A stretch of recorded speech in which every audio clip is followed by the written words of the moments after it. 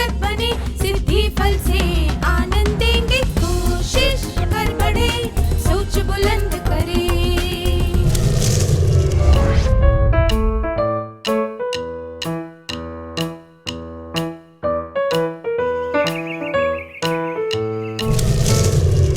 नमस्ते छात्रों, आप सबको देखकर खुशी हुई।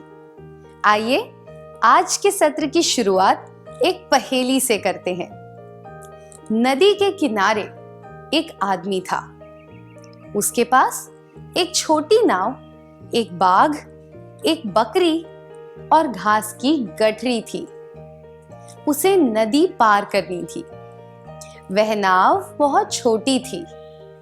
उसमें नाविक के अलावा केवल एक प्राणी या केवल एक चीज और आ सकती थी। अगर वह बाघ को पहले ले जाता तो बकरी घास खा जाती। अगर वह घास को पहले ले जाता तो बाघ बकरी को खा जाता। अगर उसे सारी चीजें सही सलामत रखते हुए नदी पार करनी है तो उसे क्या करना चाहिए?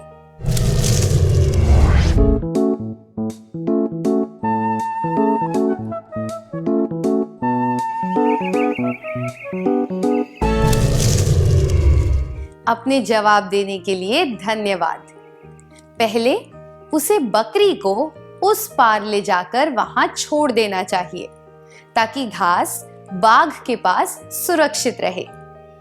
फिर उसे घास को उस पार ले जाकर वहां छोड़ देना चाहिए, पर बकरी को अपने साथ वापस ले जाना चाहिए। तीसरे चक्कर में उसे बाघ को साथ ले जाना चाहिए और बकरी को वहां छोड़ देना चाहिए। बाघ को दूसरी तरफ छोड़ने के बाद उसे वापस बकरी को लेने जाना चाहिए। इस तरह वह तीनों चीजों को सही सलामत रख सकता है। आपने यह पहेली कैसे हल की? आपने इसे हल कर लिया क्योंकि आपने बकरी को घास के साथ और बाघ को बकरी के साथ छोड़ने के परिणामों के बारे में सोचा। आपने इस समस्या के कई पहलू देखे और फिर इसका हल निकाला। जब हम किसी चीज के कई पहलू देखते हैं तब हम विश्लेषण करते हैं। विश्लेषण करने के लिए किसी समस्या के कई पहलू देखने पड़ते हैं। मैं दोहराती हूं, विश्लेषण करने के लिए किसी समस्या के कई पहलू देखने पड़ते हैं। आप सब ने कभी ना कभी कोई पहेली हल की होगी या किसी को पहेली हल करने के लिए दी होगी, तो हम कह सकते हैं कि आपको समस्या का विश्लेषण करने का थोड़ा बहुत अनुभव है।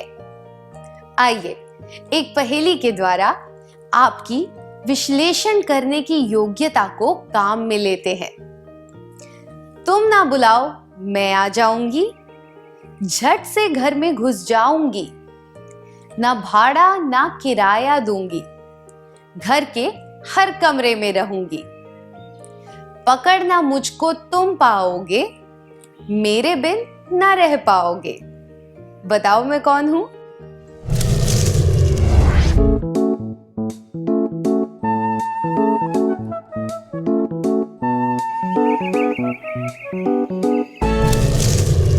सही कहा, जवाब है हवा। आपने उत्तर कैसे ढूंढा?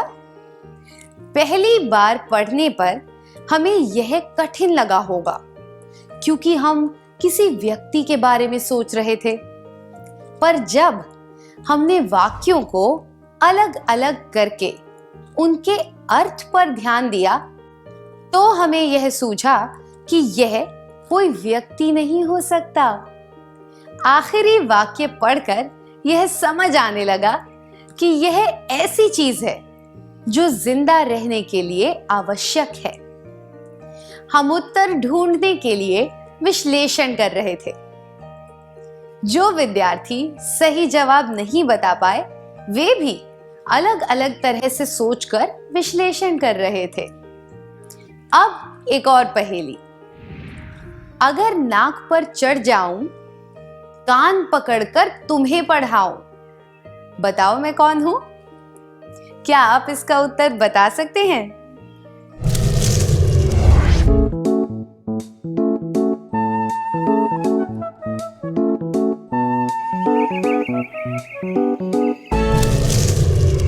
सही कहा, इसका जवाब है चश्मा। आपने उत्तर कैसे ढूंढा? जब आपने पहली बार पहेली पढ़ी तो आपने ऐसी चीजों या लोगों के बारे में सोचा होगा जो हमें पढ़ाते हैं। फिर आपने ऐसी चीजों के बारे में सोचा होगा जो हमारे नाक पर बैठ सकती हैं। इससे आपको चश्मे का ख्याल आया होगा। फिर आपने पहेली में दी गई बातों की तुलना चश्मे से की होगी। तुलना करना भी समीक्षात्मक विचार का एक पहलू है। विश्लेषण के तरीके। पहला, तुलना करना।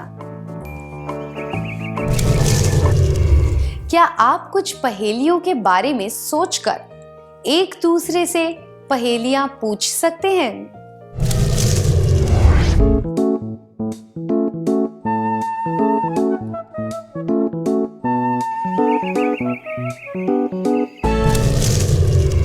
यह बहुत मजेदार था, है ना? आपको स्क्रीन के बाईं तरफ और दाईं तरफ कुछ चित्र दिखाई देंगे। आपको उनके सही जोड़े बनाने हैं, ठीक है?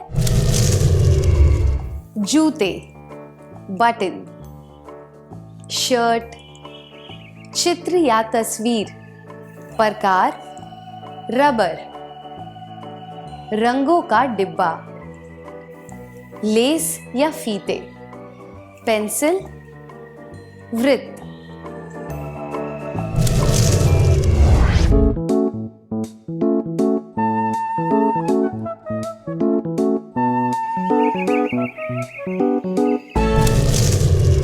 क्या हम उत्तर देखें?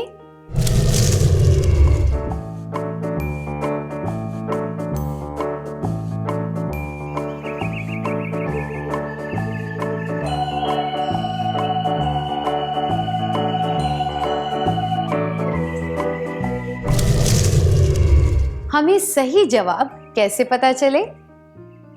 हमने बाईं ओर दिखाई गई चीजों को एक समूह माना और दाईं ओर दिखाई गई चीजों को दूसरा समूह। फिर हमने बाईं ओर से एक चीज ली और दाईं ओर की सूची में उससे संबंधित एक चीज देखने की कोशिश की। उदाहरण के लिए हमें जूते और बटन, चित्र, रबर, वृत्त के बीच में कोई संबंध नहीं दिखा, इसलिए हमने इन्हें छोड़ दिया। हमने देखा कि जूते को लेस या फीते से मिलाया जा सकता है, इसलिए हमने इनका जोड़ा बना दिया। संबंधी स्थापित करना भी समीक्षात्मक सोच का एक तरीका है। विश्लेषण के तरीके। दूसरा, संबंध बनाना। क्या हम कुछ और चीजों के बीच संबंध बनाएं? स्क्रीन पर कुछ तुलनात्मक संबंध दिखाए गए हैं। आपको छूटी हुई संख्या पहचाननी है।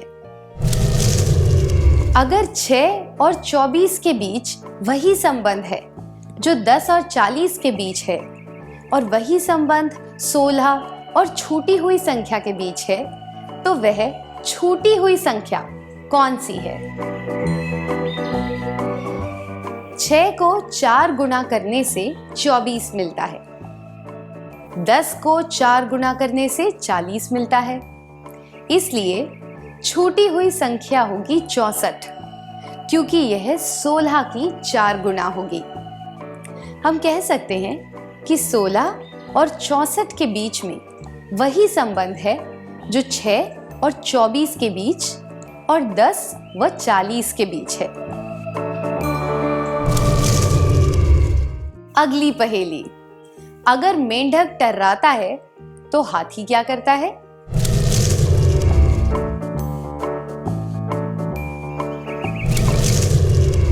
मेंढक की आवाज को टर्राना कहते हैं। हाथी की आवाज को चिंघाड़ना कहते हैं। अब एक और पहेली। जिस तरह वृत्त और गोले के बीच में एक संबंध है, उसी तरह वर्ग का संबंध किस चीज के साथ है?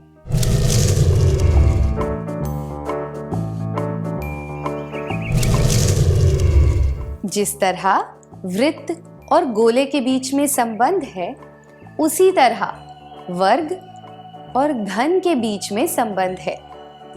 इसलिए सही जवाब है घन। अगली पहेली। महाराष्ट्र और मुंबई के बीच जो संबंध है, वह संबंध दक्षिण बंगाल का किसके साथ है? महाराष्ट्र की राजधानी मुंबई है और दक्षिण बंगाल की राजधानी कोलकाता है। इसलिए सही जवाब है कोलकाता। इन सब पहेलियों में दो चीजों के जोड़े थे। हम यह पहचान पाए कि उन जोड़ों के बीच में क्या संबंध है और उन दोनों जोड़ों के संबंध की तुलना किस तरह की जा सकती है। जो जोड़ा दिया गया था, उसके संबंध के आधार पर हम अधूरे जोड़े को पूरा कर पाए। जब हम दो जोड़ों के बीच के संबंध को देखते हुए कोई छूटी हुई चीज का पता लगा सकते हैं, तो हम ऐसी चीज का भी पता लगा सकते हैं जो एक दूसरे से संबंधित नहीं है। क्या हम एक क्रियाकलाप करें? आपको स्क्रीन पर कुछ चित्र दिखाए जाएंगे। इन चित्रों को ध्यान से देखकर यह बताएं कि इनमें अजीब बात कौन सी है। चांदनी रात में कमल खिला हुआ है। रेगिस्तान में एक नाव है। एक भारतीय भैंस के बगल में पेंगुइन खड़ा है। रेगिस्तान में दरियाई घोड़ा है।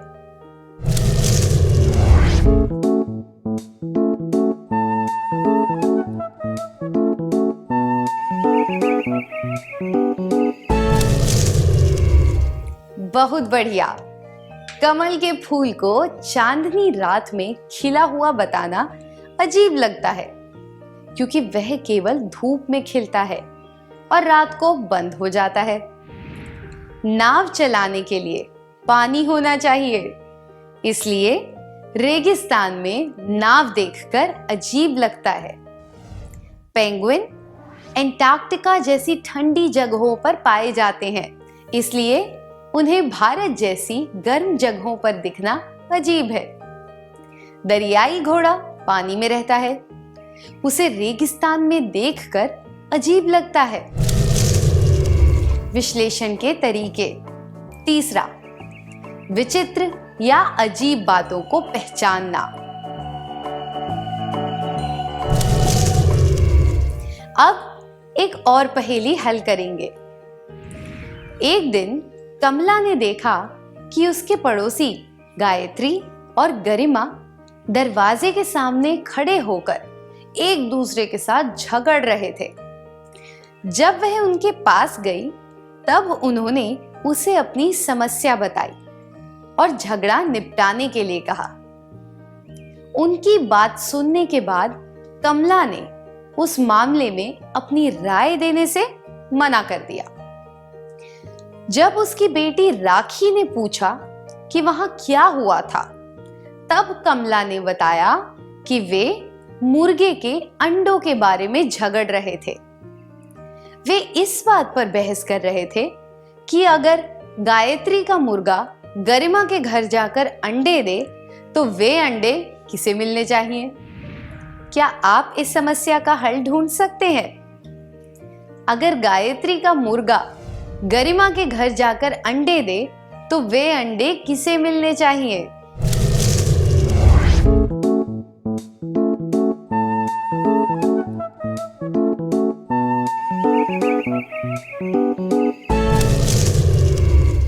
अपने जवाब देने के लिए धन्यवाद। एक मुर्गा कभी अंडे नहीं देता। वह मुर्गा गरिमा के घर में तो क्या, बल्कि किसी भी घर में अंडे नहीं देगा। इसलिए कमला इस समस्या का हल नहीं ढूंढ सकती। किसी संभावना का पता लगाना भी विश्लेषण का एक तरीका है। विश्लेषण के तरीके। चौथा, संभावना का पता लगाना। क्या अब हम आज के सत्र में सीखी बातों का सार संक्षेप कर लें?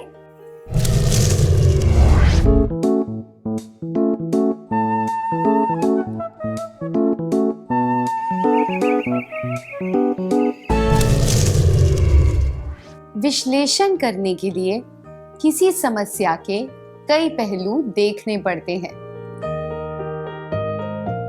विश्लेषण के तरीके। पहला, तुलना करना। दूसरा, संबंध बनाना। तीसरा, विचित्र या अजीब बातों को पहचानना। चौथा, संभावना का पता लगाना।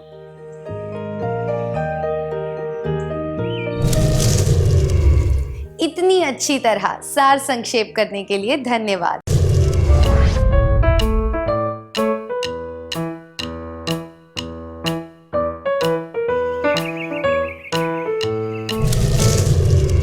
नमस्ते छात्रों, आप कैसे हैं? पिछले सत्र में हमने विश्लेषण के कुछ तरीकों के बारे में चर्चा की थी। क्या अब हम देखें कि हम इन तरीकों का इस्तेमाल अपने जीवन में किस तरह से कर सकते हैं? बाहर जाने से पहले मारूफा के पिता ने उसे कहा कि वह घर में बिखरे हुए सारे अखबार समेटकर आधे घंटे में उनकी मेज पर रख दे। मारूफा अपनी बहन के साथ एक खेल खेलने में व्यस्त थी और वह इस बारे में बिल्कुल भूल गई। जब घड़ी का घंटा बजा तब उसे वह काम याद आया। वह दौड़कर अंदर गई और उसने अपनी बहन से कहा, रुको, अगर मैंने ये अखबार नहीं समेटे तो पापा को बहुत गुस्सा आएगा। यह घटना घटने से पहले ही मारूफा को कैसे पता चला कि उसके पापा को गुस्सा आएगा? वह इस बात को जान पाई कि उसे जो काम दिया गया था, अगर उसने वह काम नहीं किया तो उसका परिणाम क्या होगा। उसे पता था कि काम पूरा ना होने पर उसके पापा की क्या प्रतिक्रिया होगी। दूसरे शब्दों में कहें तो वह किसी कार्य के परिणाम का पूर्वानुमान कर पाई। पूर्वानुमान करने का अर्थ है किसी काम के होने या घटना के घटने से पहले ही उसके परिणाम के बारे में पता लगा लेना। मैं दोहराती हूं, पूर्वानुमान करने का अर्थ है किसी काम के होने या घटना के घटने से पहले ही उसके परिणाम के बारे में पता लगा लेना। जब हम कहते हैं कि गर्मियों की छुट्टी के दौरान ट्रेन में जगह नहीं मिलेगी और रविवार के दिन पर्यटक स्थलों पर बहुत भीड़ होगी, तब हम इसी तरीके का इस्तेमाल करते हैं।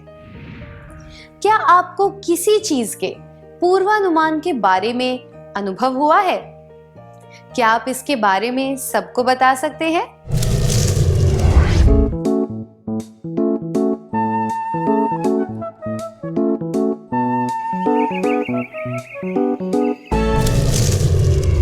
धन्यवाद। हमने इससे क्या सीखा? समीक्षात्मक विश्लेषण करने के फायदे। पहला, पूर्वानुमान करने में मदद मिलती है। आपको पता चला है कि सुबह स्कूल जाने के रास्ते में एक बड़ा जुलूस निकलने वाला है। आप यह समझते हैं कि उस समय वहां ट्रैफिक जैम हो जाएगा। इस परिस्थिति के लिए आप खुद को कैसे तैयार करेंगे? आप या तो जुलूस निकलने से पहले स्कूल पहुंच जाएंगे या फिर स्कूल के लिए दूसरा रास्ता लेंगे, है ना? इसे निष्कर्ष निकालना कहते हैं। निष्कर्ष निकालने का अर्थ है किसी परिस्थिति का विश्लेषण करने के बाद उसके परिणामों का पूर्वानुमान करना और उसके आधार पर निर्णय लेना। मैं दोहराती हूं, निष्कर्ष निकालने का अर्थ है किसी परिस्थिति का विश्लेषण करने के बाद उसके परिणामों का पूर्वानुमान करना और उसके आधार पर निर्णय लेना।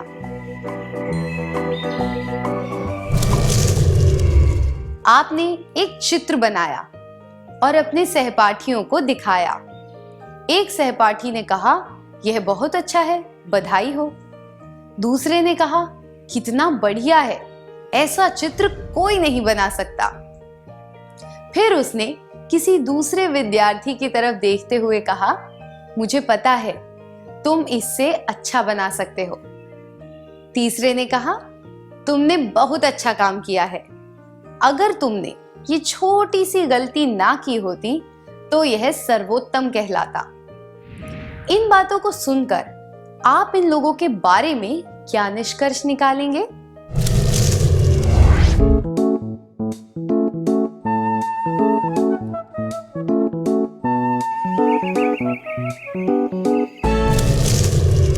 बहुत अच्छी तरह बताया आप सबने। क्या हम उत्तर देख लें? किसने क्या कहा, वह व्यक्ति कैसा है? यह बहुत अच्छा है, बधाई हो। ऐसे ही कोई व्यक्ति जिसे आप जानते हैं, कितना बढ़िया है, ऐसा चित्र कोई नहीं बना सकता। फिर उसने किसी दूसरे विद्यार्थी की तरफ देखते हुए कहा, मुझे पता है तुम इससे अच्छा बना सकते हो, भरोसे के लायक नहीं है। तुमने बहुत अच्छा काम किया है, अगर तुमने यह छोटी सी गलती ना की होती तो यह सर्वोत्तम कहलाता। अच्छा मित्र।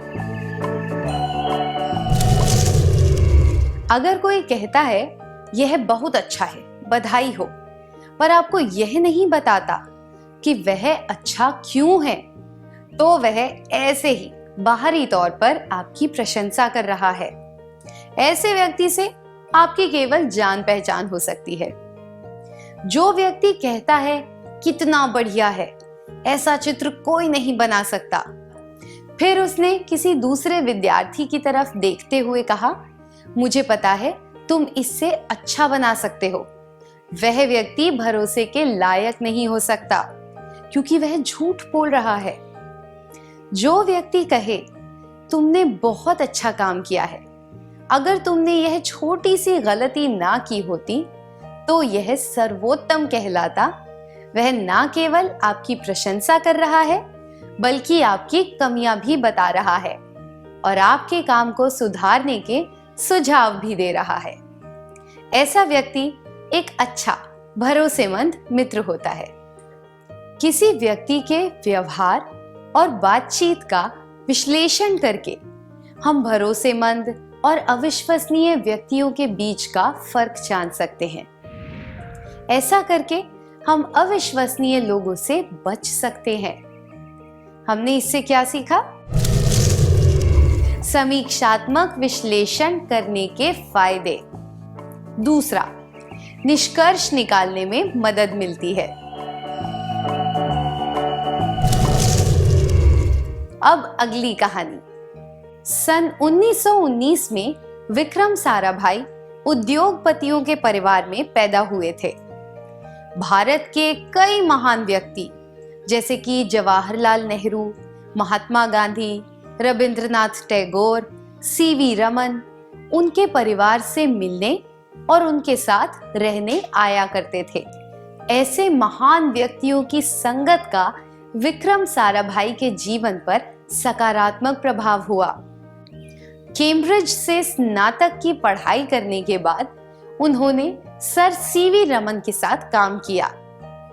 उन्हें भारत के सबसे महान वैज्ञानिकों में गिना जाता है और उन्हें भारत के अंतरिक्ष कार्यक्रम का पिता कहा जाता है।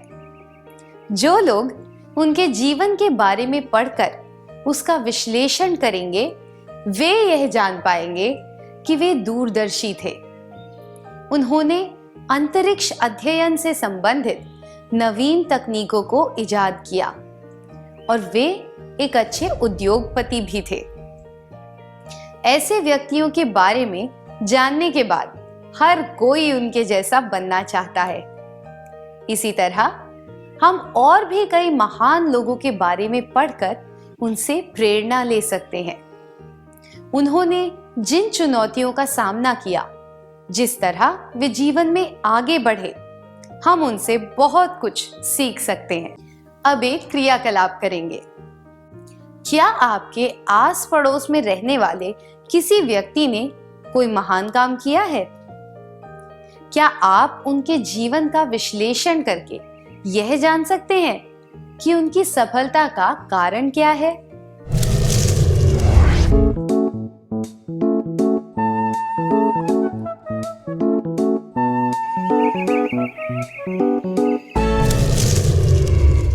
धन्यवाद। मुझे आशा है कि आप भी ऐसे सकारात्मक गुण विकसित करके जीवन में महान काम करेंगे। हमने इससे क्या सीखा? समीक्षात्मक विश्लेषण करने के फायदे। अनुकरणीय व्यक्तियों को पहचानने में मदद मिलती है। आइए जेनिफर की कहानी सुनते हैं। जेनिफर किसी काम से मथुरा गई।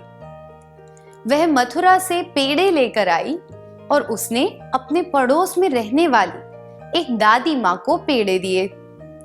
दादी माँ ने कहा, तुमने मेरे बारे में सोचा और मेरे लिए पेड़े लेकर आई, इसके लिए बहुत बहुत धन्यवाद। पर मैं पेड़े नहीं खा सकती क्योंकि मुझे डायबिटीज है। इस कहानी से हमने क्या सीखा?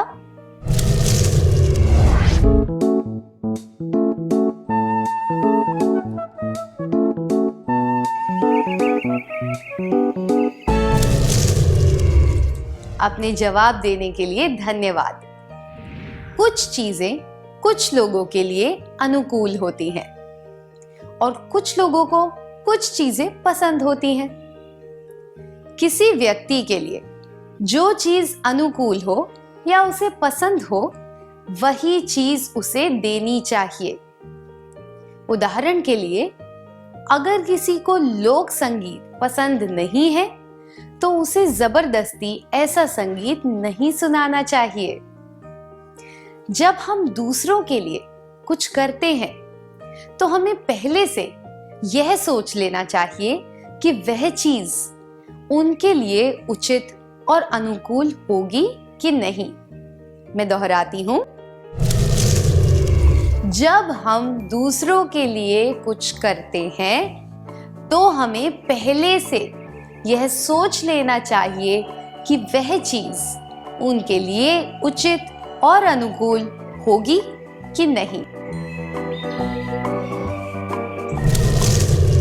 हमने इससे क्या सीखा? समीक्षात्मक विश्लेषण करने के फायदे। चौथा, हमें दूसरों की पसंद और नापसंद के आधार पर निष्कर्ष निकालने में मदद मिलती है। अब एक और कहानी सुनेंगे। सुरवीन एक दुकान पर सजावट के लिए कंदील खरीदने गई। उसने 2 कंदील देखे जो एक जैसे थे, पर उनमें से एक कंदील महंगा था। उसे लगा कि महंगे वाला ज्यादा अच्छा होगा, इसलिए उसने महंगे वाले 3 कंदील मांगे। पर दुकान पर महंगे वाले केवल 2 कंदील थे, इसलिए उसने एक सस्ता वाला खरीद लिया। कुछ दिनों बाद महंगे वाले दोनों कंदील खराब हो गए, पर सस्ता वाला बिल्कुल ठीक था। वह समझ गई कि महंगी चीजें हमेशा अच्छी नहीं होती। क्या आपने कभी कोई चीज यह सोचकर खरीदी है कि वह महंगी है इसलिए अच्छी होगी? क्या वह सस्ती चीजों से खराब निकली? क्या आप अपने अनुभव के बारे में किसी को बताना चाहेंगे?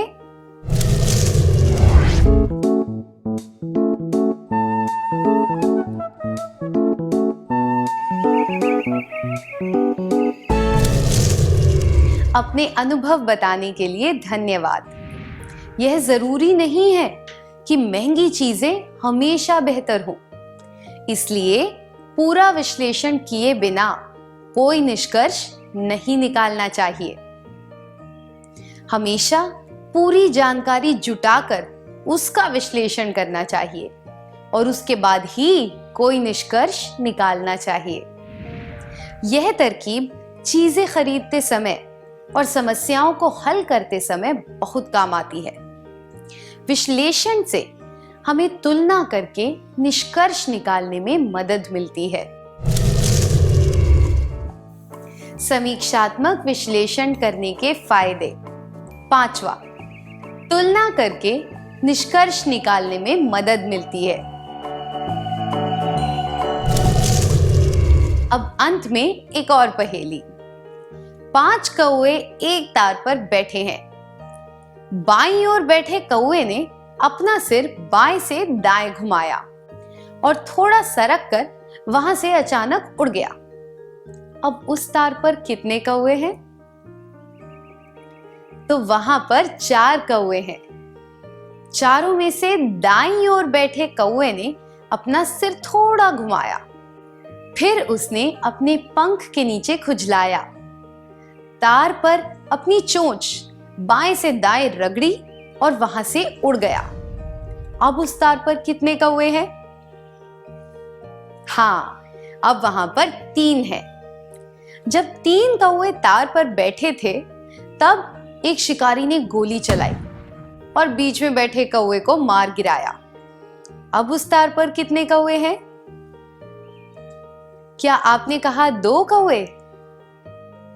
3 में से 1 निकालें तो 2 बचेंगे। गणित के हिसाब से यह जवाब सही है, पर सोचिए, अगर एक कौवा गोली लगने से मर जाए तो क्या दोनों कौवे वहीं बैठे रहेंगे? वे गोली की तेज आवाज से उड़ जाएंगे, है ना? यह उत्तर सबसे उचित होगा।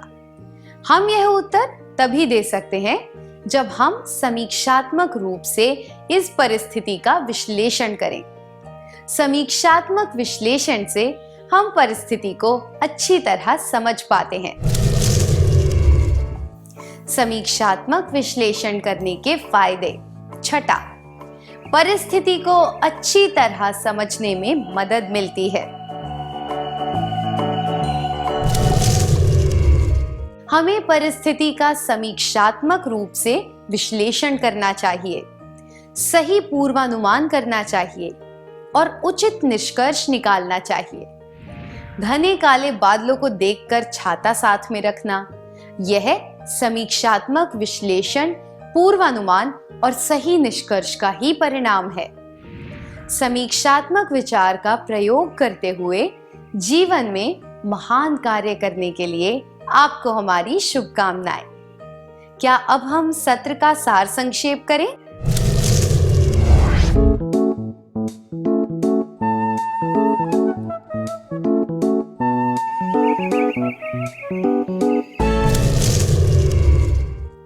पूर्वानुमान करने का अर्थ है किसी काम के होने या घटना के घटने से पहले ही उसके परिणाम के बारे में पता लगा लेना।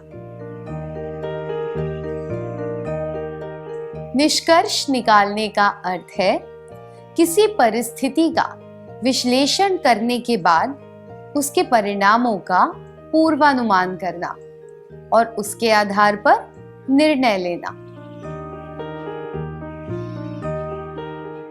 समीक्षात्मक विश्लेषण करने के फायदे। 1, पूर्वानुमान करने में मदद मिलती है। 2, निष्कर्ष निकालने में मदद मिलती है। 3, अनुकरणीय व्यक्तियों को पहचानने में मदद मिलती है। 4, हमें दूसरों की पसंद और नापसंद के आधार पर निष्कर्ष निकालने में मदद मिलती है। 5, तुलना करके निष्कर्ष निकालने में मदद मिलती है। 6, परिस्थिति को अच्छी तरह समझने में मदद मिलती है।